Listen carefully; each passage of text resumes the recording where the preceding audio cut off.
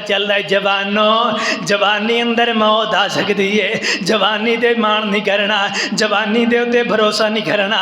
एक दिन आएगा ये दुनिया छोड़ करके जाना है कि एक दिन दुनिया दी बसती तो आपा बंगले छड़ के होए जाना है। होए एक दिन दुनिया दी बसती तो आपा बंगले छड़ के होए जाना है। होए हर एक ने अपनी वारी ते कर ना जा कब्र ठिकाना है। होए जेड़ा आया है उन्हें जाना है। सानू मिलिया हुक्म रबाना है। होए कोई आ रहा है कोई जा रहा है।